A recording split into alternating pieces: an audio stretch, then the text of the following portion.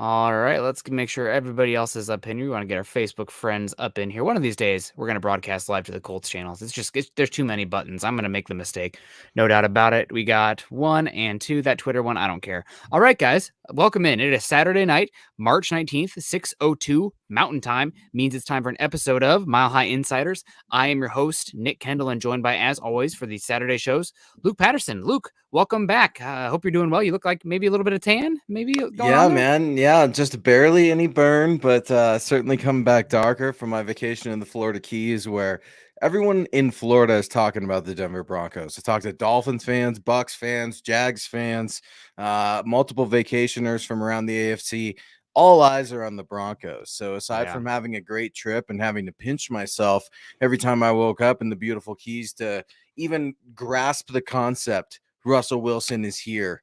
It's just still a pinch yourself moment, and I would be remiss if we didn't obviously pay our respects to John Clayton. That was Yeah. devastating news. I actually found out. Nick gave me a text, and Nick knows, just like everyone else in this business, how influential John Clayton is and was and will always continue to be. So definitely wanted to get that out there as well. Yeah, John Clayton, met him at the combine multiple times, talked with him one draft class. I think it was my first combine was the Christian McCaffrey one, and talked with him for a bit about it Wow. and like the value of him. And then the next year I'm like, hey, John, yeah, I probably don't remember. He's like, Nick, how you doing? I was like, oh, really cool. Thanks, John. Wow, man, that's So so cool. I didn't know that. That's wicked. That's a story you're going to be telling your kids, yeah, and it just seems like he's touched so many people, man. And like you said, you probably don't remember my name, and he called you right out. What's up, yeah, Nick? I mean, these are the stories we're hearing today about John. So that's yeah. awesome, man. I appreciate you sharing that. Kind of gave me goosebumps. Yeah, good guy. I always love the ESPN segment too, where he's like, he's such a professional, and he does it, and then takes down his hair. It's like, Mom, my segment's done. Like classic. What else is classic is Sean coming in here. Hi, someone reply. Hi, hi Sean. It's good to see you. Please, we're here. What we like to do is create the streams a little bit early, so there's a room there, to get it going. But we got Scott's in the house, not the other Scott, Scott Polston saying hello. Good to see you, Nathan Lutala, Lutala. Nathan, I know I've said your name I got before. this. Nathan Letuala. How about that? Boom. That's I'm just coming 100% straight better. off the island, boy. No, what's up, Nathan? Good to see you. Obviously, getting in some Josh Johnson talk as the Broncos are expected to ink Josh Johnson. Yeah, I'm waiting for those numbers to come out, Nick, just like we're waiting for the numbers for Deshaun Williams to yeah. come out as well. But it's good to see you, Nathan. Our good friend Stu McPeak is in the house. Absolutely got to Stu. say what's up to Stu Master, our guy. Our pal, I want to say Robert Powell. That would sound familiar as well, saying Mhm. what's up, the three amigos. We got two of us are running right now. Scott's going to be hopping in just a bit because that guy, man, he's busy from dawn till dusk. He's running around some kids, getting some of his sports in. So Mhm. Scott will be joining us here in a little bit. Our good friend Kathy. Got to say Kathy. hello as always. We've got a good stream going right now, and let's kick it off to our guy. First one in the room, Mr. Sean Manzanares. Nick, if you could sign one star onto your favorite team, who would it be? Also, what's your favorite team? Well, obviously the Broncos favorite team. Actually, I mean, when I started joining Mile High Huddle, just for the sake of being or losing my bias as much as I could, became more of a fan of the Iowa Hawkeyes than the Denver Broncos because trying to be even keel. Sometimes it's pretty hard. You know, you get excited when you've been a team covering meandering quarterback purgatory for years, and then you get Russell Wilson. Yeah, that's still going to get you excited, whether you're partial or impartial. But what player would I want on this team? I am a large proponent of if you're talking about a singular player, you want to go for positions that are much more impactful with a singular player. So like positions like the offensive line, that's much more about the collective. While it's nicer to have a great offensive tackle, if you have a bad right tackle, that one good tackle isn't going to help you that much. So that's one spot. Also the secondary, you obviously it's great to have a number one cornerback. It changes the math for you for what you can do. But if you have, a bad second corner, a bad third corner, that first corner is going to have issues with you. So I look for positions where those singular guys can be more impactful. Pass rushers. That's the one that stands out for me. We already have the quarterback. Take the quarterback off this one. I guess if I could have, Josh Allen rather than Russell Wilson or maybe even Justin Herbert, given you're talking 15 plus years versus 6 to 10. I know Russell Wilson says 10 to 12. We'll see. But I think the pass rusher, youngest, best one I see in the game right now is probably Myles Garrett. If you could add Myles Garrett to this team for the next 10 years, that would be probably the guy I would go with. I'll stick with the edge rushers just for argument's sake because we're talking about position of need.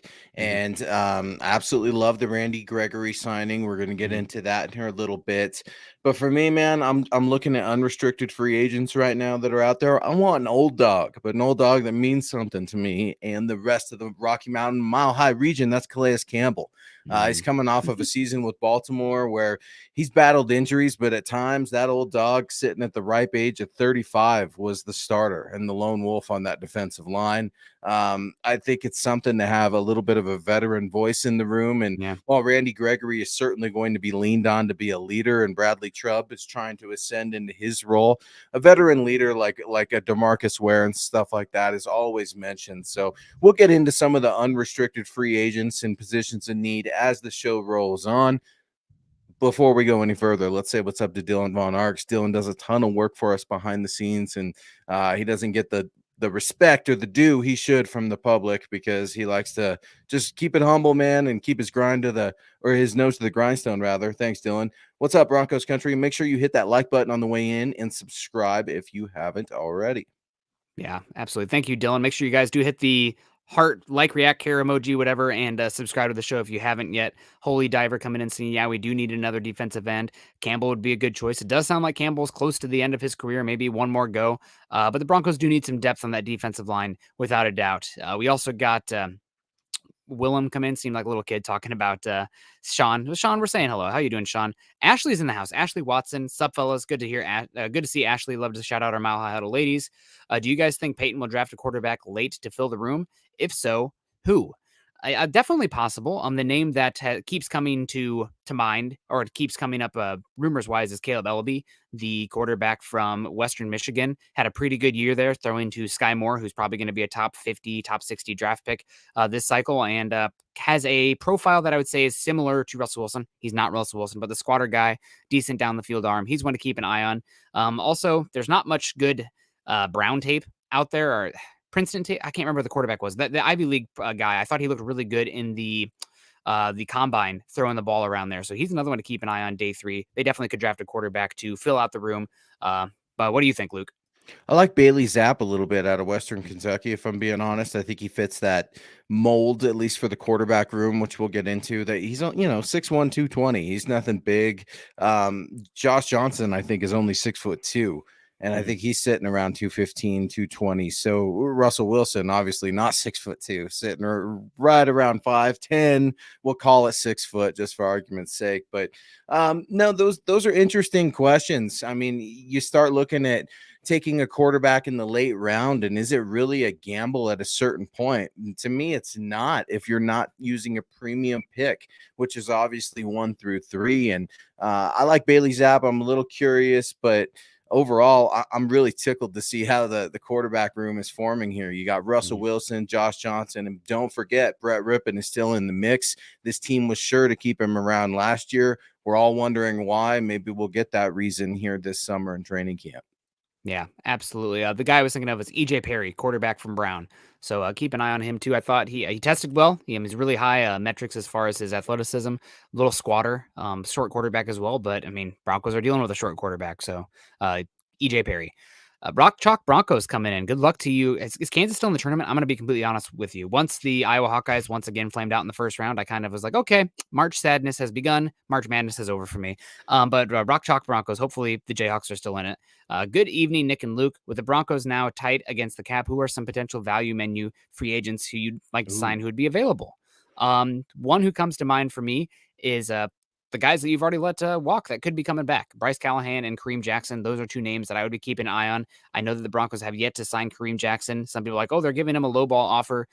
I've heard that Kareem Jackson maybe isn't as interested in going through the entire off-season regiment and program at this point in his career. So he might be more interested in signing closer to the season starts. So keep an eye on him for that.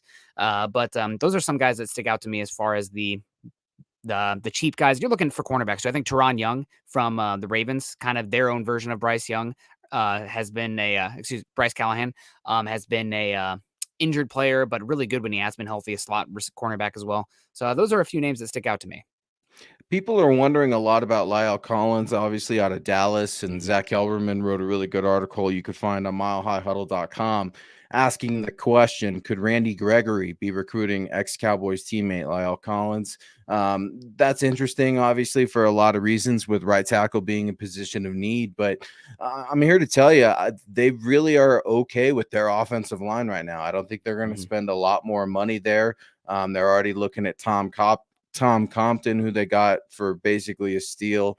Then you start to look at available free agents at positions in need. I'm a little curious about Joe Hayden at cornerback, if I'm being honest. Now, keep in mind, he's an aging corner. So with that, I don't think he would be commanding a super big contract. So I really like that aspect from Rock Chalk about a value meal receiver or a value, some cheap position in need. Look for an aging corner. Patrick Peterson's also out there, a player that I really loved in his prime and is definitely slowing down a bit. And you talked about safety. Landon Collins is floating around. Tyrann Mathieu, I don't even want to hear about it. They're not going to spend that money. They don't have that room, I don't think. So we'll just have to see as things go forward. But there are a lot of interesting names that are still available in free agency. And Nick, as you mentioned, we'll start to figure this out a little closer to the draft, after the draft, and right around training camp. Yeah, absolutely. We got Benjamin Flores in the house. What's up, fellas? Gerald Garcia, hello, Huddle. Peter Middleton, always come in with the stars. Thank you for your support, Peter. 7 in the morning, Broncos for breakfast here. That's the other show. You can cook. You can have Broncos Benedict or something there for you over there. Good to see you. We got Young Hog 806 coming in saying hello, hello. International, Gary Blah Blah, Gary Blah Blah coming in from Montreal, Canada. Good morning to you. If I remembered any lick of French, I would say something to you in French, but alas, I did not pay enough attention in there. We also got Chuck Island from the Pacific Island. Go Broncos, talking about our island guys coming in. Shai Vargas is in the house. We also got Roy Osborne, Mike S. What's up, Master Bink? Been a great day for me. Happy watching my favorite show. I wonder what your favorite, let us know what your favorite show is there, Mike. It's Thanks, good Mike. to see you. I ran into some Alabama people. I was traveling, obviously, recently, and ran into some Alabama people, multiple Crimson Tide fans, and very passionate about their football, but couldn't be a nicer group of fans, too, to just talk football with around the bar scene, around the streets, breakfast spots, wherever you run into a Crimson Tide fan in the South. They're happy to show their pride and have a good conversation with you. So I appreciate that, Mike. Thank you, man. Yeah, absolutely. We also got Holden Adams coming in. Good to see you, Holden. Hope you're doing well. Thank you for coming and hanging out with us. Thanks everybody for hanging out today. If you're just chilling with us, enjoying the show so far, make sure you subscribe to us on YouTube and click the thumbs up or the heart react. Appreciate all the hearts coming in here. Holden says, what do you guys think of the injury for David Ajabo? We'll do to his draft stock. Any chance you could get him in the second now?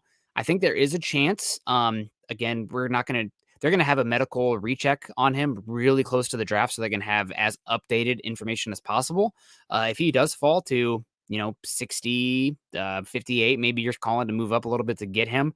You're probably going to miss him next season, which is unfortunate, but you're talking about a guy who's probably a first round caliber, definitely a first round caliber pass rusher. So definitely possible that he could go to the second now. We'll see, though. It's just I feel really bad for him, man. David Ojabo suffering an Achilles injury in the Michigan Pro Day doing pass rushing drills. Yeah, man, that's awful. You don't want to ever see that. I'm trying to get to a few pro days myself in this next week, and leaning on Twitter, right? The most important thing ever here with Matt Miller, one of our guys, right, saying he made a few calls, text this morning, and teams with multiple ones could still have him early. Quote, easier to swing on a redshirt guy when you have a one or two other firsts out there, said one scout. So kind of suggests exactly where you're at. Could be a late first, early seconds. You never know. It all depends on if a team falls in love with a guy, then they'll go get him. Yep, absolutely. Brian Greenfield in the house. What's up, fellas? With $5 super. Not too much. Just having fun, hanging out with you guys. It's a good night to talk a little ball. It's a dreary here in Seattle. We're gonna go out. It was my wife's birthday on Tuesday, but we're gonna go out with some friends tonight and celebrate at a brewery. So it'll be a good time. It's gonna be a good day. Also, Travis, and it's always good to see Travis. Travis, I saw you on Facebook. Shout out to you on your weight loss journey, man. I know that's not an easy path, but we definitely support you on that. Getting healthy, and heck, man, I hear the Broncos might need a right tackle. So if you're in the market, let's talk. Good evening, Nick and Luke and Scott in Broncos country. Any rumblings in free agency, or are we addressing the rest in the draft? The Broncos are still making calls on cornerbacks, is my understanding. Now, who exactly are they going to sign? I don't know. You don't really know what cap space they have actually left until everything comes through the league and then is announced officially. So, like, I don't even know what the structure is of DJ Jones's contract is right now. That might have been released today. I know it's official, but I haven't seen the actual numbers and how they line up year by year, which matters. And also, you could get Right. a And restructure. Yeah. I don't have the cap on it, and I'm using SpotRack, right? SpotRack.com, obviously, but Mhm. he got that 3-year, $30 million deal, but it doesn't show it, tells you about the 20 million guaranteed, but there's no number to basically suggest what the cap hit's going to be in Yeah. 2022. And that's the big one that we're talking about here, because you can only structure your team so much. Otherwise, you're going to be paying and having to ask guys to restructure, which they've done. You look at Tim Patrick and definitely trying to save some money on the front end there, pay him early, and hope they can get a Super Bowl early with these receivers while they're under contract. And speaking of contract, Russell Wilson will be the next highest paid quarterback. I get that Matthew Stafford just signed a deal like we all thought he would. He just got rewarded, right? You win a Super Bowl, boom, you get a contract. So watch out. Russell Wilson, he's going to get his money, and it's going to be here with the Broncos. Yeah, hopefully you pay him before Justin Herbert's next contract, but we'll see. Also, Kyler Murray, that's another one. I'd rather pay before than after. Todd Ostendorf coming in here saying, what about getting Carlos Dunlap? I would love to get Carlos Dunlap. Right now, the Broncos are, on paper, it looks like they have a really good edge rushing duo in Randy Gregory and Bradley Chubb, but guess what? In the NFL, unlike cornerbacks who are playing, 95, 100% of the snaps, defensive pass rushers typically are, 60 to 70%. And that hasn't even been the case for Randy Gregory or Bradley Chubb in their careers because they've been dealing with injuries. So you need some more pass rush help, in my opinion. I think it's a pressing need on this team, another edge rusher. And while I like Jonathan Cooper, I think he's probably best as a fourth edge rusher. I don't think, okay, so I really like Jonathan Cooper. 7th round pick, not a great frame, 24 years old, not a crazy athlete, and already so developed with his hands. I think he's probably closer to a ceiling than most second-year players are, considering his position and what he looks like right now. So he's fine. He's going to be a solid player, but I don't want to lean on him as a first guy off the bench personally. You guys probably know I'm really not high on Malik Reed, who is just it looks like the blind side out there with him trying to set the edge against the run. It's rough sometimes, and good for him getting after the quarterback, but you got to be able to do something in the run game if you're going to have much value. So Carlos Dunlap, I'd be totally about it. I think the Broncos would be very well off getting a power edge to complement Randy Gregory a bit, and Carlos Dunlap's a name to keep an eye on. Jadeveon Clowney, if that market fizzles out, maybe he's one to keep an eye on. And I also think Trey Flowers, who was cut from Detroit, another guy who could be a good rotational pass rusher. You need more. Everybody's freaking out about right tackle because the edge rushers here. I'm freaking out about what the heck we're going to do on defense, trying to stop guys in the back end and get after the quarterback because of all these incredible passing offenses in the AFC West. Loading up on pass rushers is a way to stand out and make sure that you have answers to these great offenses and passing offenses in the AFC West. Yeah, I like I like the Clowney one as well. I think with Jadeveon Clowney, he's 29 years old. He's got some injury history there. But with Dunlap, you're looking, I think, at 32, 33, kind of like Calais Campbell, that old dog. I would definitely be interested, but maybe you see when injuries occur, some of those old dogs get their names called. You look at inside linebackers. Kyle Van Noy is still out there as well. I think don't be surprised if you see them draft another linebacker, but they're very high on Baron Browning, as they should be. Josie Jewell coming back. That had to make you happy, right? Yeah. So Broncos country's feeling better, but there's still positions of need and a ton of free agents still out there, just like Miguel is weighing in on asking about Bryce Callahan. I don't see it. I really don't. It's just been unfortunate in here for both Bryce and the Broncos, but it's been the story of his career. He's just not available on game day. When he is, he plays lights out and should be a Pro Bowler, but he's not consistently there enough. And that's not me speaking ill. That's just, it is what it is. And cornerback and defensive back is a position you're consistently going backwards. Age is not your friend on the football field, but it definitely hurts you and slows you down when Old Man River comes up and pulls your legs away and you're a cornerback in the league. Guys get exposed. Yeah, I would be fine bringing Callahan back on a short-term deal, 1 year or 2 year, just to give yourself some competency at the nickel position. You still probably want the draft, but that moves that nickel spot from being like, if you don't take it at pick 64, I'm concerned, to, okay, well, maybe if you take it with one of your fourth round picks, eventually, you're going to have to lean on them a bit, but it's not a full season. And then you don't have anybody behind them as well. So I'd be okay bringing Bryce Callahan back for the right deal. I think my understanding is he actually has a decent market out there. So we'll see if that comes to fruition. But I do hope we get him back, and mainly because that's the last spot on the roster right now where I don't trust anybody that they have to fill in right now. I don't trust a soul. Everybody keeps saying they have Essang Bassey. Essang Bassey, I'm sorry, man, undrafted free agent. Broncos country, I think they have a thing with looking for patterns, and it makes sense. But like, just because Malik Reed is an undrafted free agent doesn't make him the next Shaquille Barrett. Just because Essang Bassey is the next undrafted free agent doesn't make him the next Chris Harris Jr. Like, just it's those guys are rare, especially for the positions they played, to be undrafted, to be as good as they are. So Bassey doesn't do anything for me at all. He can't keep up with the crossing routes. He can't. So that's rough. We got Kareem coming in too. How do you guys feel about the Chiefs signing Juju? I think TikTok just got much more toxic because we're gonna have all the TikToks with Juju and Brittany and Jackson. But it's a good signing by them. Juju's a really good yak player. He's not really good down the field, so to speak, but you got Tyreek Hill, you got Travis Kelce at the seam.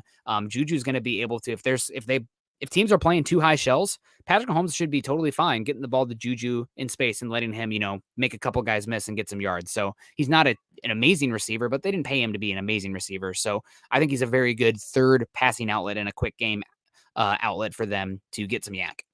I was surprised by the move, not because he went to the Chiefs, but because it was just a 1-year deal. And that makes me think twice. Like, what's going on with Juju that made the Chiefs maybe not financially commit? I'm just speculating here, but they take a lot of chances on a lot of players, regardless of their history. And Juju Smith-Schuster, say what you want about him, but he doesn't seem like a bad dude. The Chiefs have bad dudes on their team, but they win, so it doesn't matter.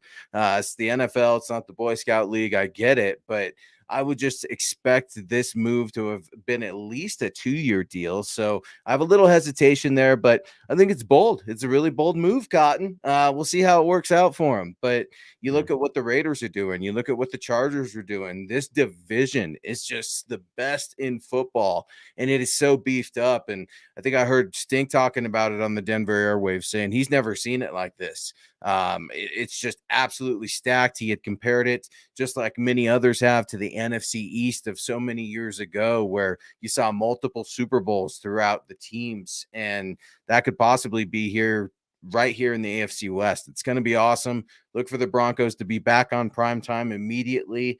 Maybe they could even get the season opener. How cool would that be? Would be awesome. I think the Broncos are destined to open up the first Thursday night game, which is, or not the Super Bowl winner always has to play that first one, but the first one that's on Amazon, Denver at Seattle. Calling my shot on that one. Makes sense for the Amazon market, right? We got Dallas Fleury coming in here. I'd love to hear what you two have to say about Bobby Wagner. Awesome. Bobby Wagner, good player. For a long time, he's starting to be on the slide of his career.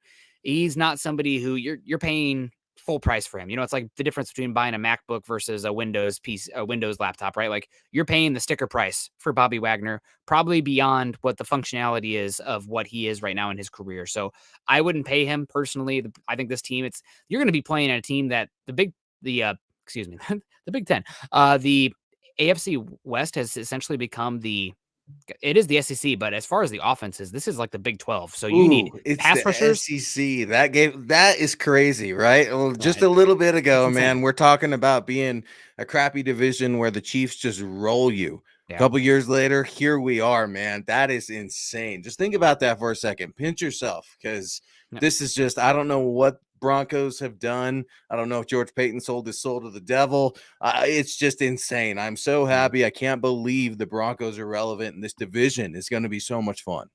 Yeah, absolutely. But Bobby Wagner, I think the Broncos need to prioritize right tackle, defensive backs, and pass rushers more than they do linebacker right now. I'm really excited about the trio of Josie Jewell, Baron Browning, and Jonas Griffith, and potentially a draft pick as well. That makes me, I'm more interested in that than Bobby Wagner, even though he is a good player. Just not for me. For the price that he's going to be. We got Bryce coming in. Good afternoon, fellas.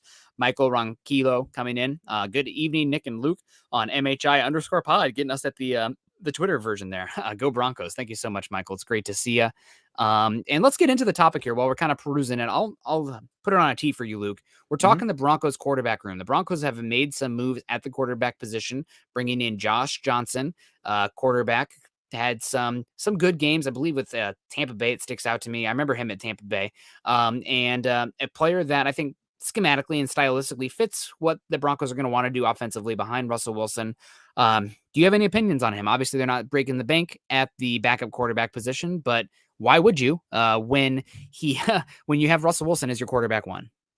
Surprised. I was really surprised to hear that the Broncos went with Josh Johnson. Obviously, Brett Rippon is a big hometown favorite, and we like Brett. People don't love Brett, but a new quarterback was definitely needed. You kind of needed to start over, if you will, with the Broncos quarterbacks, and it feels like Russell Wilson kind of got his pick of the litter. George Paton could have went to him and said, "Hey, what do you think, Russ? Russ wants to be included in decisions." I don't think that George Paton is going to be asking permission from Russell Wilson for anything because he's a GM in his own right. But I think that respect is there. And you very well saw from what the Broncos have put out on social media. And it's really cool to see them do the behind the scenes footage of Russell Wilson coming to Denver. But he's recruited Josh Johnson here to Denver. So that's why he's here. I think he's 33, 34 years old, if I'm not mistaken. You are correct. He was drafted in Tampa, I think, in 2008. Played with my guy Tyler Columbus, I think at the Shrine game. Tyler put out there on Twitter a little bit before my time, before I was covering any of this. But it's just interesting because he's an aging quarterback. He came out when I graduated high school, and he's still playing. He played for Baltimore last year. I think in one game due to that funny little bug situation where Lamar had some injuries, and I think Tyler Huntley or somebody else was out as well. So it's surprising because this is a guy that came from the XFL quarterback, and he's your new number 2. He's excited. He let the cat out of the bag. So I'm really pumped. It's just cool to see guys get another shot, and it's really cool when guys like Russell Wilson, your all-star guy, is campaigning for you to come to Denver. I mean, how could you not be pumped if you're Josh Johnson? You have to be. I mean, coming in here, hopefully we never see him on the field except in preseason games or taking a knee at the end of the game. But welcome to Broncos country, Josh Johnson. Hopefully Broncos country treats you well. I think things are going to be a little bit more kumbaya here with the at least we can all kind of pull in the same direction at the quarterback position now. Now we can argue about things like the right tackle position, EJ coming in. Peyton should draft either Abraham Lucas, right tackle from Washington State University, or Bernard Raymond, who played left tackle for the Central Michigan Chippewas at 64. Definitely possible. I think there's a good chance that both of these guys are gone before pick 64. The thing about offensive tackles, and one of the reasons that historically they're gobbled up in the first 50 or 60 picks, is that you don't have as many body types that are actually working in the league at this singular position, where like wide receiver or a linebacker or a cornerback, et cetera, you can find different body types that can win. There are very strict metrics thresholds typically for your offensive tackles, 6'3" to 6'7", 33 plus in arm length, the good, good body disposition as far as the base. They need to have that bubble butt. You could, break the internet, the Kim Kardashian style, whatever that was when she had the milk going back there. There's a very specific body type for the offensive tackles. So a lot of times, and there's not very many good offensive tackles, period. So a lot of times the guys who actually can fit that role to function in the NFL gobbled up quickly because there's very specific, tangible metrics that teams lean on. So maybe Lucas gets there at 64. I would be surprised given how he tested at the combine, how he looked at the Senior Bowl, but we'll see. Yeah, I like Bernard a lot, actually. That's Lucas, man, I think he's going to go pretty early.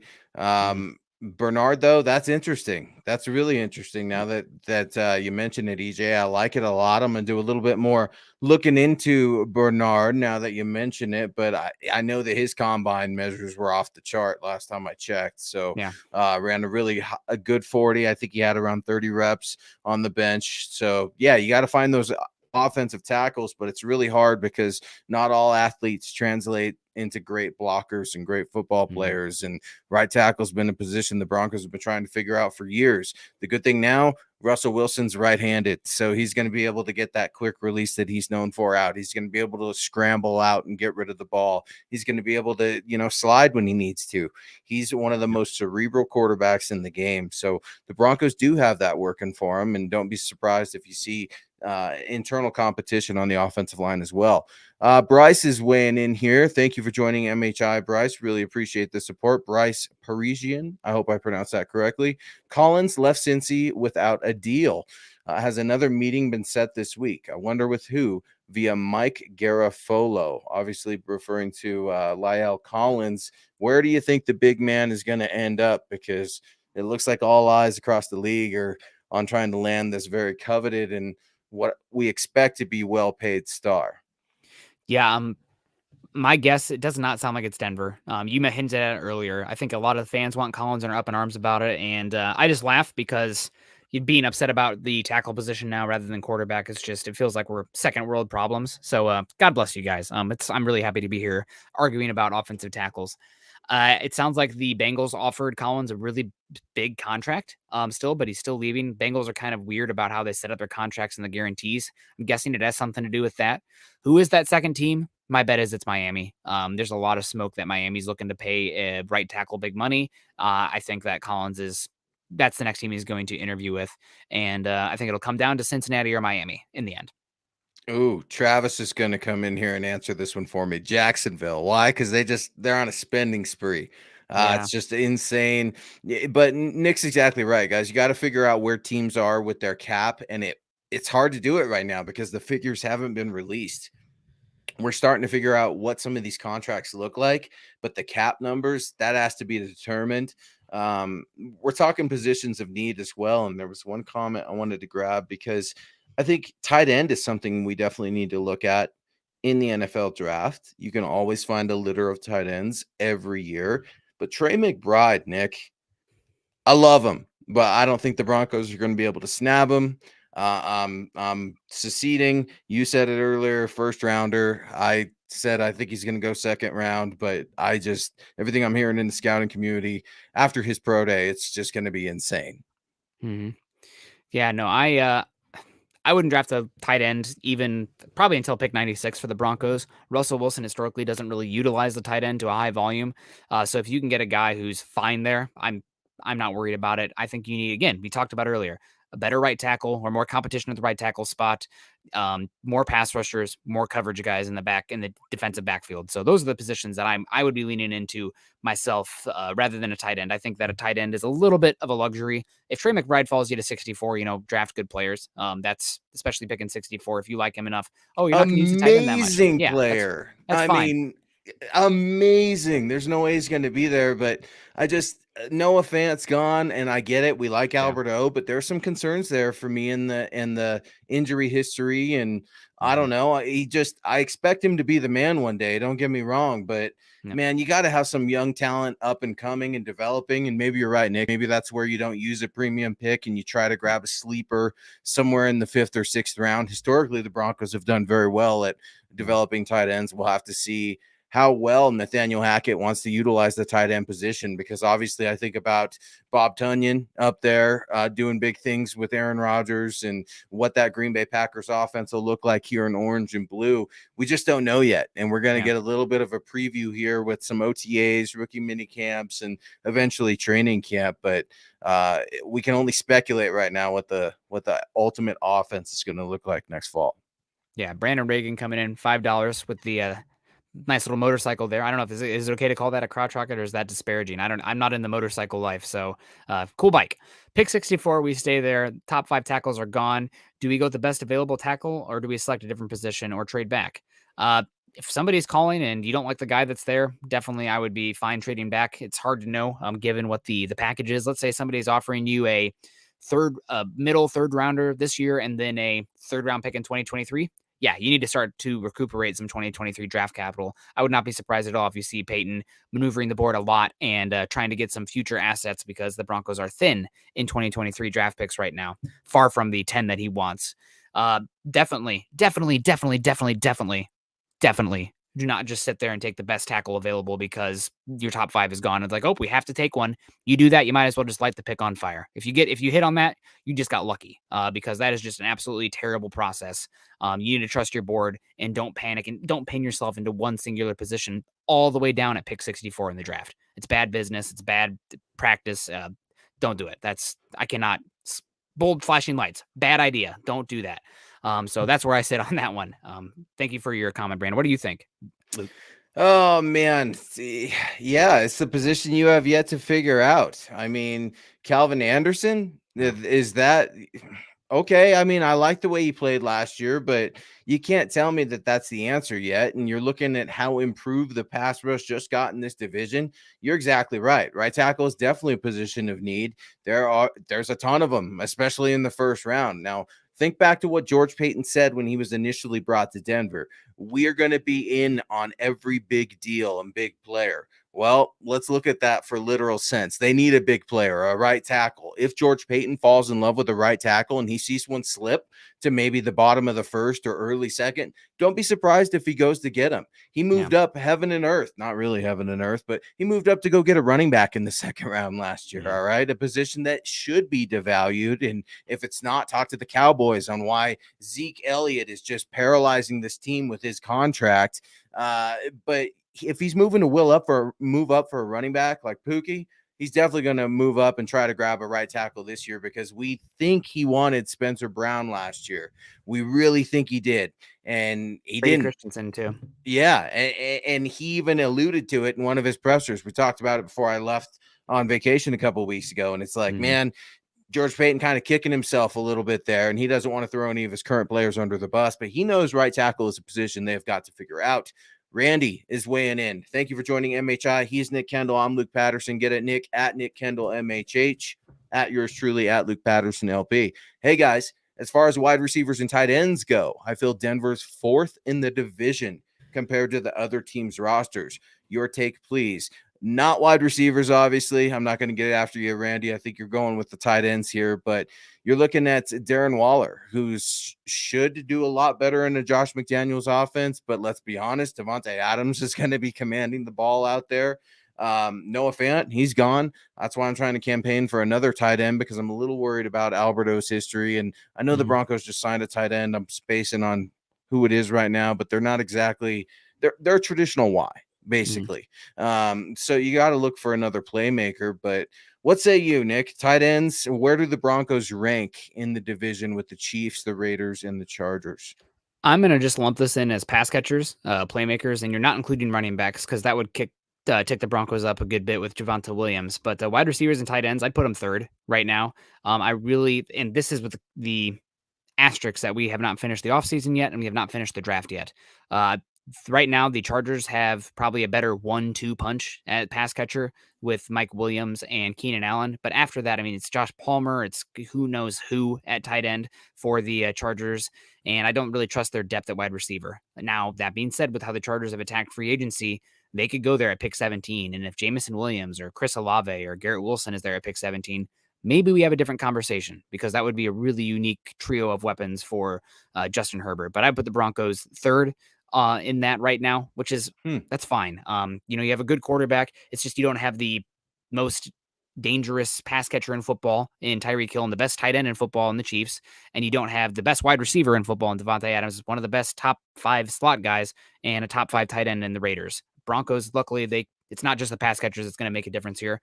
I think where the Broncos need to close the gap is trying to come away with the best defense in the division. Right now, I'd probably put the Chargers over them, even though the Chargers are very much built on sand, so to speak, because they have some injured players that they're going to be leaning on. Mac, Bosa, and Derwin James have dealt with a lot of injuries, and also a 29, 30-year-old cornerback in J.C. Jackson.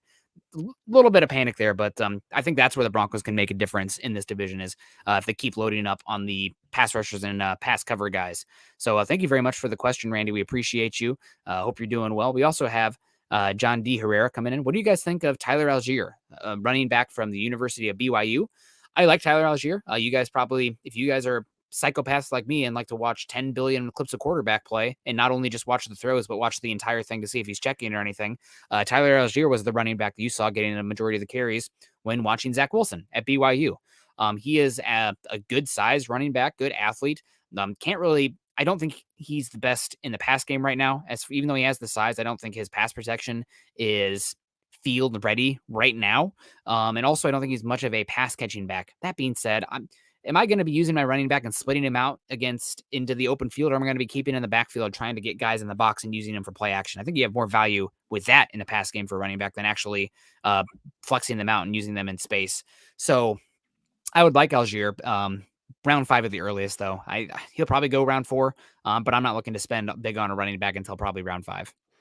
Yeah, I think his profile, like at least physical profile, is too much like Javonte Williams. I think the Broncos have to look for some speed, and Mike Boone will be a good in between, kind of the speed and the power. Boone, I think, is just going to be a smooth operator. I think you and I have both said multiple times we're really curious to see what he can do in camp. Running back could be another position where the Broncos take a flyer. I think it's interesting that Melvin Gordon hasn't been re-signed, and everyone's coming in hot with, we got to re-sign Melvin Gordon. Maybe they do. I'm not one of those people, but obviously Melvin Gordon wants to come back now more than ever with Russell Wilson.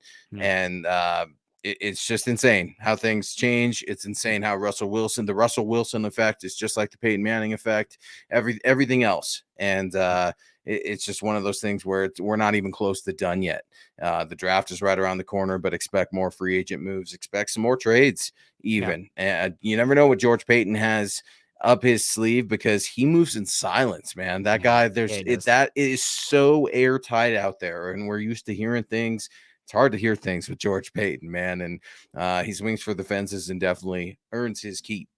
Yeah. Absolutely. Low bellow coming in. Luke, you might be able to help with this one a little bit. I am out in the Pacific Northwest, so couldn't tell you, but new to the area. Any suggestions on the best place to watch the draft? Colorado Springs area. I know that's not really that close to you, Luke, but you might have some suggestions, or maybe the community. I mean, that's one of the great things about Mile High Huddle on this channel is that I'm sure there's some people in the community that have some suggestions. So hopefully you are crowdsourcing, guys. Any suggestions for low bellow here? Yeah, here we go. Here's a free plug, right? My guy Chris Fusely at Blake Street Tavern downtown in downtown Denver. It's an awesome place. Also, sports column right there on Blake Street. Some really big happenings in these bars and restaurants. They need us, folks, especially after the last couple of years. So Broncos country is going to benefit from that as well. Not only merchandise like all the Russell Wilson jerseys you're seeing right now, hottest jersey in the league. And I don't even think the league has put it out yet. I think they're just like another website that I'm not sure if I'm allowed to say, but it's just fascinating to see how Broncos country is waking up. George Payton called him a sleeping giant. Well, you're going to see some trickle effects. You're going to see a full stadium. Training camp is going to be insane this year, Nick. I don't know if I need to go the night before just to get a good parking spot or what, because it's going to be just absolutely crazy how things have changed overnight. Kareem Gomez is weighing in. He's been a huge fan of the show, very active in our comments. Guys, if you have a comment, a question, anything you'd like to say, go ahead and drop it in the MHH chat, and we will get to you. Kareem asking, which Broncos player will make a name for himself in 2022? Oh, man, this is a great question, Kareem. Somebody that sticks out to me, and it's somebody who you guys should know about. And if you've listened to me, I've been screaming about him for a while. But he's a really underrated player, and things should be a lot easier for him this season. Draymond Jones. Last season, he was the Broncos' best pass rusher on their defensive line, and that is in spite of the Broncos not having a lot of plus opportunities as a pass rusher with 3rd and longs and playing with the lead. Broncos go out there and pay DJ Jones. That should free up Draymond Jones a little bit. Bradley Chubb should be healthy first. I mean, Peyton keeps saying first healthy offseason for Draymond Jones in 2 or 3 years. That should help a lot. And then you get Randy Gregory. And also the other side of the ball. I don't know how much you listened to Randy Gregory's press conference, but he didn't talk that much about the defense. He kept talking about how important it is to have offense on the other side, so that way the defense is in advantageous situations to hunt the other team's quarterbacks. And Draymond Jones should have a lot more one-on-ones, a lot more 3rd and longs, and be able to pin his ears back more. So I think Draymond Jones is a dude. Also, contract year. Everyone alert. Woo! Contract year, Draymond Jones. I think he has a chance to make him a name for himself and make some money. Yeah, I think he's going to be making money elsewhere, considering what the Broncos just did with the Yeah. defensive line. I'm looking at Randy Gregory. You said it.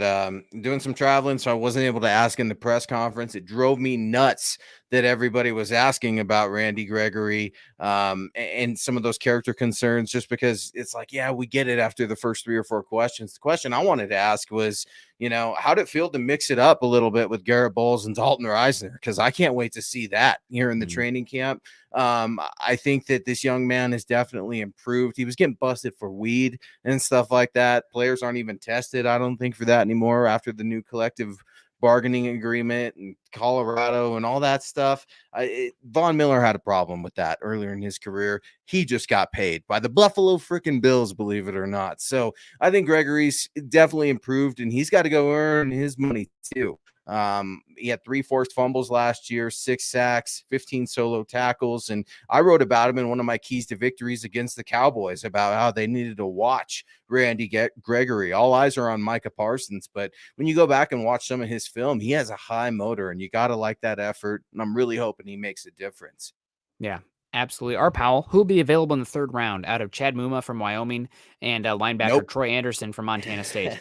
Probably neither of them. I guess it's possible because this is a deep linebacker class. There's going to be a bunch that come off the board. I mean, you can talk about Damon Clark from LSU. You can talk about Leo Chanel from Wisconsin. You can talk about all 3 of the Georgia guys. I mean, there's a lot of good, talented linebackers in this class that are going to be going day 2. So somebody's got to fall, right? Or all the teams are kind of blinking at each other saying, well, I like a lot of linebackers left. I don't want to be the first team to take one when another one might get there to my next pick. So we'll see. I think Muma and Troy Anderson will go round 2, but definitely possible that they will fall because the linebacker position is getting devalued in today's NFL. I think Muma's going to have an absolute beast of a pro day. I can't wait to see him. I'll be up there in Laramie. Everyone's looking for the next Logan Wilson after watching the Bengals. And Wyoming's been putting some great players in the league for the last handful of years. Heck, the last decade, really, if you want to look back at it. Definitely respect for Craig Bolt and what they're doing up there. But Chad Muma, man, I love his instincts. You also look at Christian Harris. I don't know how far he would fall. I think he's going to be on the rise here as well. But it's a deeper linebacker class, like you mentioned. And the Broncos already invested with Baron Browning in terms of playing time.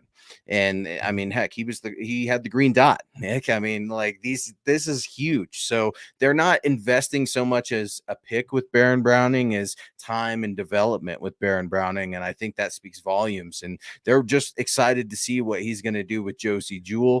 You also look at what the Broncos did with signing the young man out of Philly, the leading tackler on the Eagles team. I'm spacing on the name. Help me out here. Number 40. Was he number 40? Which For the position? linebacker from the Eagles, the Broncos just signed. Oh gosh, all I know is that I was up in arms because Mike Kliss said he's starting opposite from Josie Jewell. It's like, no, he's not. No, Anderson. he'll be a huge special teams ace. I'm gonna try to pull it right now here because when you're a leading tackler in the NFC East, there's tons of talent out there. I know the record doesn't always speak to it, but for me, it just Alex kind of Singleton. There you go. Yeah, Singleton, and you just start to see Singleton, Browning, Jewell, what the linebacker room looks like and where it's going to go. Addison asking the question, $1.99 super. Thank you so much. Any news on Collins, the big man from Dallas? Sounds like Collins is leaving Cincinnati. We do not know exactly where he's going to go just yet. But I don't think it's going to be Denver, guys. There are just a few names to keep for the Broncos at right tackle. Dennis Kelly, I think, is still very much on the table. I'd also keep an eye on Reilly Reef, who the Bengals cut after injury, but has some scheme experience in the outside zone. I've always liked him. Always. Yep. I wanted him when Minnesota was trying to get trade offers for him a couple of, I think last training camp even. Yeah, he can't stay healthy, but you have Tom Compton there in your back pocket as well. So maybe it's worth it to swing on him. There's also Brian Bulaga, Iowa, as all the nighttime games when he does the thing. They have all the what is the montage of him saying that. But it's bargain bin, short term, 1-year options at that position.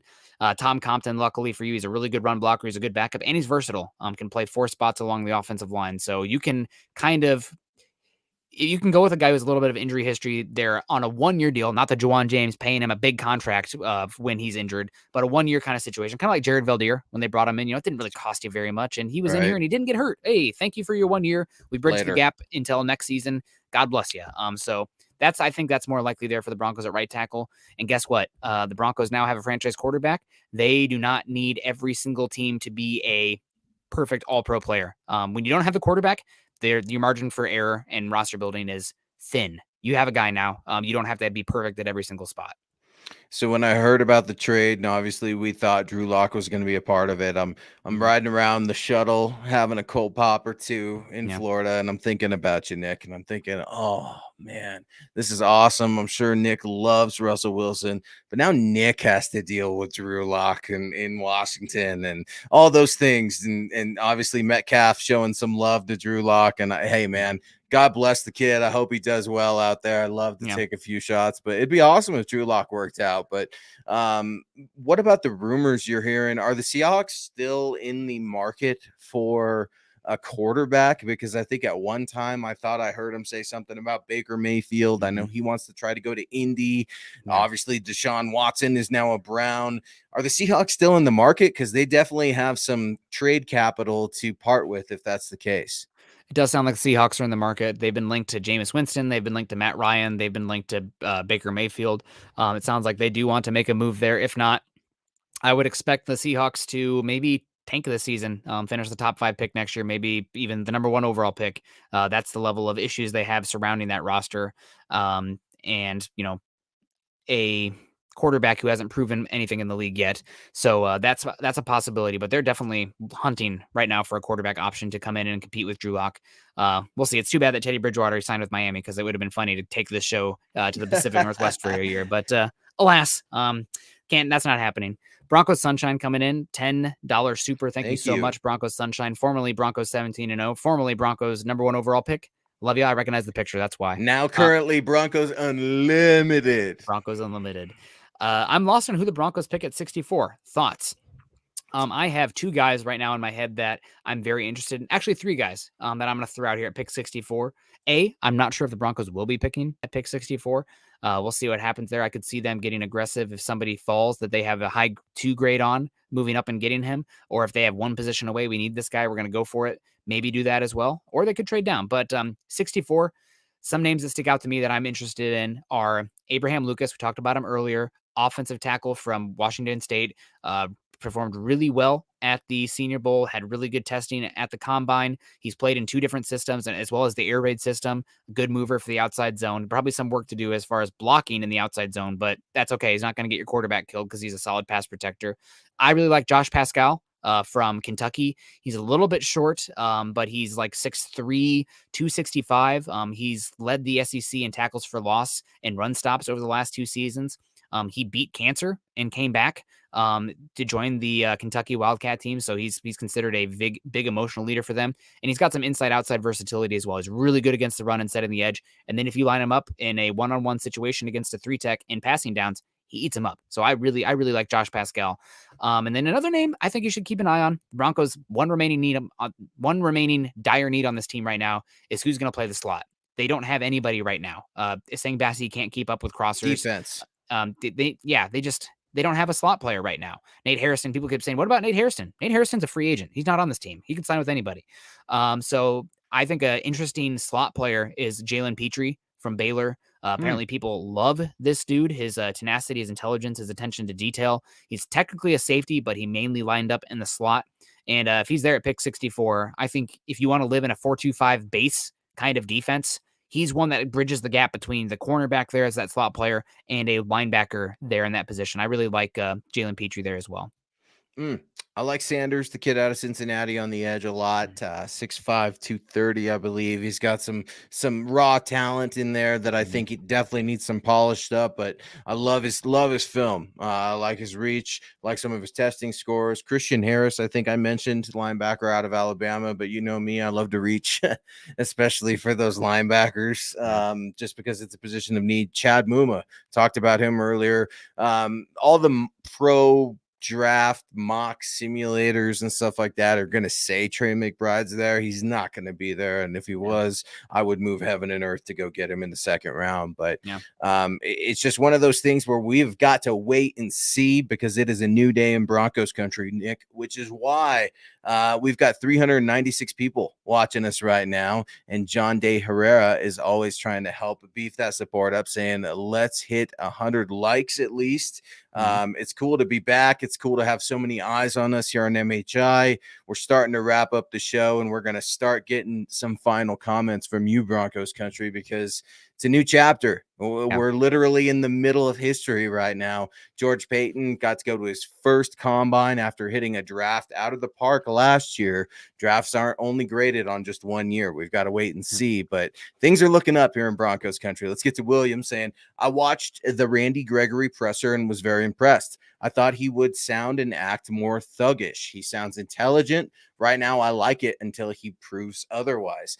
I absolutely agree. I think that instead of hiding from his issues or saying, deferring to his agents or anything like that, he really got out front and said, I was immature. I had to surround myself around my family. He went as far to say that, he moved his family in with him, his parents. I know he's got a wife, a daughter, and he just matured as a young man. And he had even mentioned and joked to the press, and I wasn't there, and I wish I was, but he had said, look, the Broncos asked me harder questions than you guys are asking me. So that George Paton got into some of the nitty gritty, because he's always talking about thoroughness. You got to know who these players are. George Paton is bringing good guys into this team. The Broncos are not going to be among the top 10 for players arrested, with Russell Wilson in this locker room, and now with Randy Gregory on the team as well. Yeah, Brandy Gregory, when it sounded like the Broncos were going after him, I actually went back and watched a few of his games, and I will say his tape, and maybe it's because a lot of times when I really break down players, I'm scouting for traits more so than production, because traits tend to translate more to the NFL level than actual pure production, which is crazy to say, but I mean, that's tried and true method. So Randy Gregory's traits pop off the damn screen. I'm not kidding you, man. His movement skills are insane. I know that he's had issues with staying on the field, staying healthy, and also his weight as well. He came, I think, Nebraska, he measured our weight in at like 225, which is really concerning for how light he is and how tall he is. I think he's up, 240 now, 245. But his combination of burst, balance, flexibility, and length, I think he has like 35-inch arm length. It's really, really incredible to watch. So he's only 29 years old. He's getting paid less than Von Miller and Chandler Jones. His contract is essentially a 2-year deal as well, where if, let's say, something goes wrong, he's easy to move on from after that. This is a really good contract, and one that the floor is obviously lower than a Von Miller and a Chandler Jones, but I'm honestly going to say, with his age and everything, I think he has higher upside than bringing on Chandler Jones or Von Miller right now. And also he hasn't played very much. I mean, he's still young from a wear and tear perspective. So this is a heck of a signing. I think Mike Renner of Pro Football Focus said it's been the single best free agency signing any team has made all season, given what he got paid. No team has come close to this. He was the best. He was the guy that every team should have gone after as a pass rusher. So holy cow. I'm really interested to see how it looks. I do think that they still need to bring in an edge rusher who can help him on first and second down when you're leaning into obvious rushing situations. But man, I'm really excited to see what Gregory can do. Yeah, me too. And Will's getting beat up on, saying people are like thuggish. The reason why he looks thuggish, folks, is because he was coming from the Cowboys, and we don't like him here in Broncos country. So I'm gonna help my guy Will out there. I completely agree with you, Will. He handled himself like a complete professional, a gentleman, well-spoken, intelligent, family. And talking about his parents and his just spoke from the heart. Don't judge a book by its cover, right? Seems like an intelligent dude. He looks kind of like Lamar Jackson with his haircut, if I'm going to be honest. I see some Lamar, but when you're talking about what does he look like, to me, he looks like a throwback. And like, I want to say a shade of Simeon Rice, maybe, just because obviously Simeon is a sack master and loved watching him. But let's get to Flat Earth Trini, a $10 super. Thank you so much. Nick, what do you think the Broncos' chances are against divisional rivals? Man, right now I think you'd have to squarely put them behind the Chargers and the Chiefs, in my opinion, just because there's so many unknowns for the Broncos right now. Right, new scheme on both sides of the ball. You know me, I'm a Justin Herbert truther. I think Justin Herbert is absolutely incredible. And that team last year, they were dire against the run, but guess what? It's pretty easy to flip that around when you have cash to throw it at, like the Chargers have been doing. They had a night and day difference from what they wanted to do schematically, going from Gus Bradley to Brandon Staley. Couldn't be more diametrically opposed. So now you've had another offseason kind of get the Brandon Staley defense in there. And there's just less variables with those teams. The Broncos, new coaching staff, new quarterback, new schemes, blah, blah, blah, blah, blah. It's just, you don't know. So Broncos easily could finish number one. They could finish fourth. Right now, I'd put them third. Very close to the Chargers. Very, very close to the Chargers. I know this is a Broncos show, so that's not going to be well received. Oh, Chargers are going to Charger. Chiefs were going to Chiefs until they did. Yes, they Bengals were going to Bengal until they got to the Super Bowl. You know, that's you don't know. You don't know. Yes, I do. And the Chargers are garbage. Justin Herbert is the only thing that's decent. Khalil Mack does not scare me. He's an aging pass rusher. I'm saying that right now because they're not playing the Chargers right now. But no, man, that Chargers team is stacked. You're exactly right. And you're looking at their wide receivers. And I'm not an Eckler guy. I'm really not. But here's what I'll say. The Broncos are no longer going to be swept by the Chiefs. That silly beep ends now. Russell Wilson said, I am here to play the best. I fear nobody. And I think that's why he is ultimately here as well. And when you've got Super Bowl winning quarterbacks like Russell Wilson and Pat Mahomes, it's just insane. I've got my daughter already begging me to take her to her first Broncos game because she was just little, man. She was little when they got blown out by Russell Wilson. Maybe he could make it right now that she's 8 and she's starting to come of age. And it's just insane when you're going to be able to see two of the league's best squaring off at least 2 times a year. The Chiefs garbage, that ends in Broncos country. I can say that without a doubt. They will split a game with the Chiefs. Yeah, 100%. So what's Vegas have them at? I think that's probably the best way to look at it. Ooh, Chiefs are number one. Chiefs are number one. To be the best, you got to beat the best. Chiefs have won the division, every single year since Peyton Manning left, I think, or maybe every year but one. So Chiefs number one. And then number 2 is actually tied. The Broncos and the Chargers have the same odds. And then number 4, I guess, the Raiders. Raiders have the worst offensive line in the division right now, and they also have the worst back 7 defense. And the worst head coach because he's giving up an arm and a leg for obviously the best wide receiver in the league. But you do that for quarterbacks, Josh. You don't do it for wide receivers. I mean, who you get? Derek Carr. Okay, fine, I get it. It's college reunion, but Raiders, man, I love it. I'm feeling a lot better with what they're doing out there.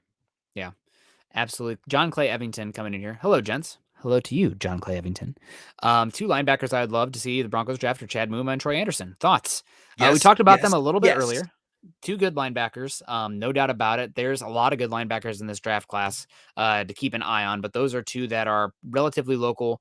If either of them is at 64, I know the Broncos paid Josie Jewell. I know they really like Jonas Griffith, and they really like Baron Browning. But this is why you want to fill out your needs prior to the draft, because then if there's somebody you love at a somewhat of a luxury position, you jump at it. So do the Broncos need Chad Muma or Troy Anderson next year? No, they are okay at the linebacker spot for next season, but that doesn't mean you should bypass a guy who's ranked higher on your board than other players. So fill out your needs before the draft. You still need a slot cornerback. You still could probably use another defensive lineman and a safety, maybe another right tackle as well, though you could do the Cam Fleming, Bobby Massey. We didn't get one in the draft, so who's still available after the draft kind of mold there. But definitely, if those guys are there at 64, I think you need to think long and hard about it.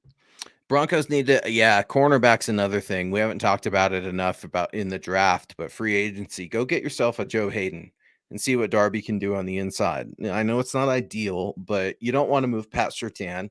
He's going to be dominant on the outside like he's continued to be. But move Darby in on the slot and maybe have him out there with Baron Browning roaming. I'm interested in seeing what that looks like, even against the tight end. But Chad Muma can cover. I like where your head's at, John, because linebackers, and that's something that the Broncos, I think, need. We're just going to have to see where they get one. We're starting to wrap up the show here. Let's get to Dearborn, because here we go. Speaking of corners, what corner do you think we're going to get? Stefan Gilmore? Nick, I've seen a lot about Stefan Gilmore and Broncos country pining for this defensive back whose name seems to pop up every other year or so for the Broncos. What do you think about Gilmore? What do you think he'd cost? I don't think it'd be that much, considering, again, he's an aging corner, just like Hayden and some of the other cats that are out there on the market. Yeah, I think Gilmore's still going to get a decent contract. He was pretty good last year for the Panthers, and I think the reason he hasn't signed yet is because he's looking for good coin. I think that in the end, it's going to make some people kind of roll over, but I think he's going to end up on the Raiders. They need cornerback help so badly. I know they traded for Rock Ya-Sin, moving Yannick Ngakoue to the Colts. He's a number two. They need another guy as well. So Gilmore is interesting to me. He's probably the best cornerback left, but I'm looking for somebody that you can save a little bit of money that is probably going to play the pure slots position. Bryce Callahan still interests me there. The Kwan Williams from the 49ers. He's 31, but he's been really good for the 49ers for a number of years. Jason Verrette, he's had some injury history. Again, you're talking about guys right now that this is where they are. It's the injury stuff. But Jason Verrette is interesting when he's healthy. He's pretty darn good. Chris Harris Jr., he's probably bottom of the list for me, but one that is possibly an option as well. Mike Hughes is still young, former first round pick. I also believe he was a George Payton Vikings first round pick as well. So he's a possibility. And then Tavon Young, another name to keep an eye on. All these slot guys, probably not going to command a lot of money, but at least give you an option in the room where you're not sitting there scratching your head like, I don't know what we're going to do next year. And people keep saying, what about Ronald Darby playing the slot and moving Al-Jamudi to the outside? Darby's had one healthy season in his entire career to date. You need a backup behind Darby and Surtain that you feel comfortable with in the AFC West if you're going to keep afloat. So I'm really excited about what Al-Jamudi can do this year. No doubt about that. But I don't want him being in the starting role this season until he earns it, because he's going to see the field because somebody's going to get hurt, period. Yep, injuries always roll around, but you know what else rolls around? Karma. And Chiefs Kingdom, Broncos country is coming for you. I absolutely love the energy I'm seeing in there. The AFC West is wide open. I cannot wait to see how the rest of things unfold. That's a wrap for tonight's edition of Mile High Insiders. Again, guys, you could get it Nick at Nick Kendell MHH on Twitter. Yours truly at Luke Patterson LP. Feel free to reach out to us anytime via DM or just tweet at us. If you want to get and become a fan of the show on Twitter, that's Twitter at MHI_pod. The mothership, of course, at Mile High Huddle, milehighhuddle.com, where you can also go ahead and pick up some swag as well if you'd like, in addition to reading all of our content, our written content, our podcasts, wherever you download them. Grab some gear, grab some hats, all kinds of fun stuff with the spring upon us. Spring's officially here, I think. First day tomorrow. Yeah. So all of our Facebook lovers and subscribers, we appreciate you guys. So subscribe, like, and share. And we're going to get some giveaways going, guys, on this next show. We had so much fun. We were without our brain trust, Scott, tonight. So we're trying to just do the best that we can. And Dylan's going to make sure that we get out of here on a good note. Great conversation as always, everyone. Make sure you hit that like button on the way out. A little bit goes a long way. He's Nick. I'm Luke. This MHI. We will see you next Saturday night saying, go Broncos.